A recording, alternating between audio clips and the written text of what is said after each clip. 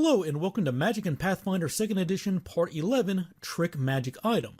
In this video, we'll examine the rules for using the Trick Magic Item feat to activate magic items even when you do not meet their normal requirements to use. Specifically, we're going to be discussing how scrolls and wands can be tricked and used by characters who do not meet their normal usage requirements.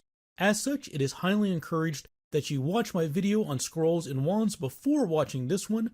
I'll include a link to that video in the description. The Trick Magic Item feat allows people to use a magic item that normally they couldn't. For example, because it casts a spell that is not on their spell list, or they may not even have a spell list. Using Trick Magic Item costs one action, and you first need to know what the magic item does. In game terms, I believe this means you need to identify the item first. And then you need to roll a skill check using the relevant knowledge skill that matches the item's traits. Arcana for Arcane, Nature for Primal, Occultism for Occult, Religion for Divine, or any of the four skills if the item has the magical trait and not a Traditions trait. In some cases, items may for whatever reason list both the magical trait and a Traditions trait. But remember, you can only choose to use any of the four skills if the item does not list a Traditions trait. So in those very rare cases where you may see both magical and a Traditions trait, you have to use the skill matching the tradition. The DC for this check is determined by the item's level and modified due to rarity and any other circumstances the GM believes is appropriate.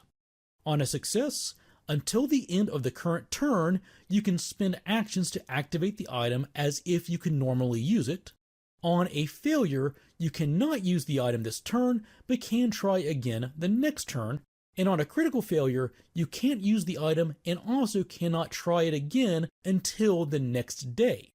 Note that unlike some other systems, critically failing this check in Pathfinder 2nd Edition does not consume or destroy the item, including scrolls. It just means you can't try again until the next day. We should also talk about spell attack bonuses and spell DCs when using Trick Magic Item. If you're able to cast spells from the item's tradition, then you use your normal spell attack bonus and your normal spell DC for that tradition.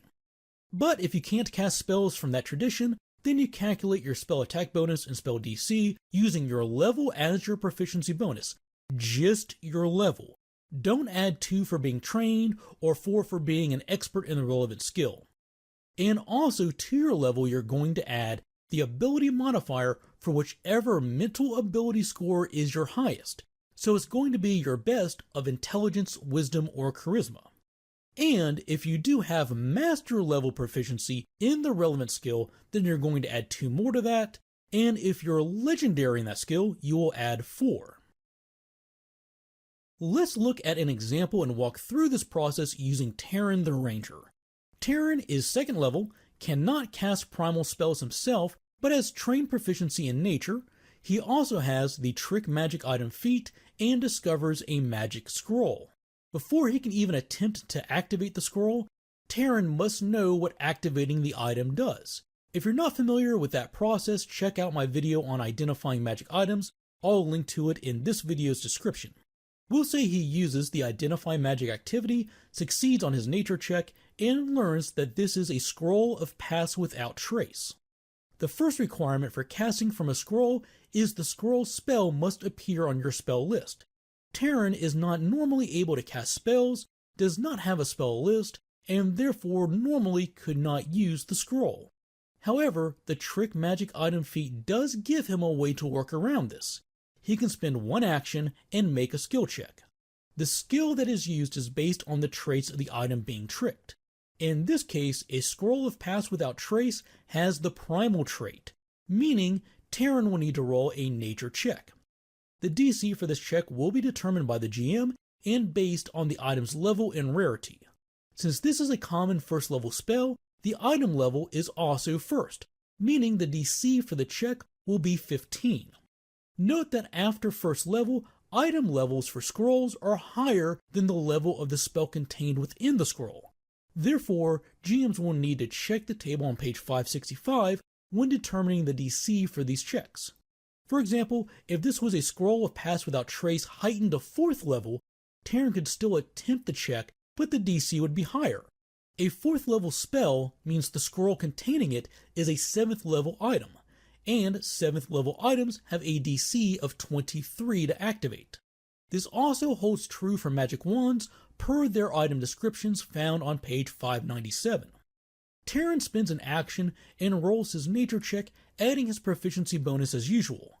Success means for the rest of the turn, Terran can spend actions as if he could normally use the scroll. Pass Without Trace normally requires 2 actions to cast, so he spends his remaining 2 actions to cast it.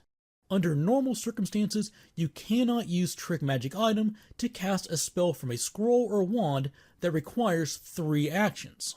With the GM's permission, the quickened casting feat may be able to accomplish this, but that is beyond Terran's abilities in this example.